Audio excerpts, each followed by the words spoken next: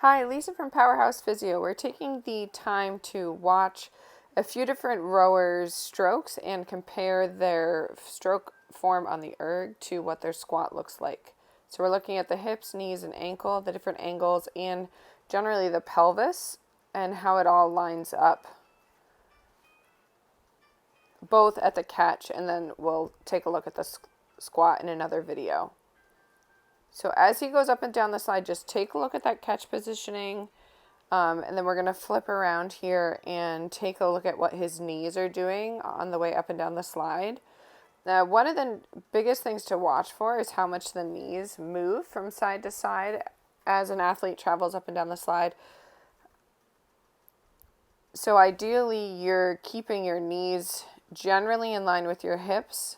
And when you come up to the catch, you keep that same angle or that same positioning. Sometimes coaches will see knees splay really far out at the catch, and that's bad because you have to push your knee in and then down as you're going into the drive. It's a waste of time and it's a waste of power. And for one, it looks ridiculous, but it's also just not good for your knees, not good for your hips, and not powerful. Another thing, especially in juniors, that coaches see is the knees coming together. So similarly, this just puts a lot of not good stress on your knees, and it changes how much power you can generate through your turnover from the catch into the drive. So here, take a peek at his knees. They go in and out a bit. We see the same thing when we look at his squat leader.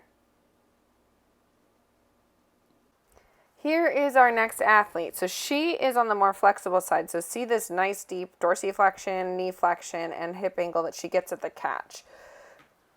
And then we're going to look from the front here at what her knees are doing as she's going up and down the slide.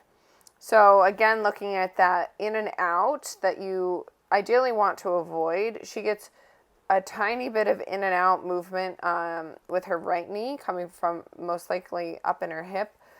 But generally, she does a really nice job keeping her knees in line with her hips, and with that great dorsiflexion she has, she's able to get a lot of horizontal power out of her stroke, which is everybody's goal.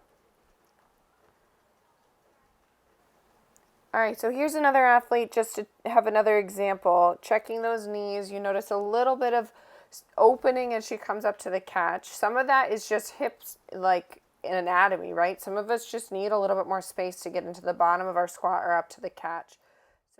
So looking at her pelvis position as she's coming up the slide, notice how she pretty much ends up at vertical rather than getting a little bit of an anterior pelvic tilt. And at the full catch, she pretty much does the same thing. So just take note of this as we then go and look at her squat.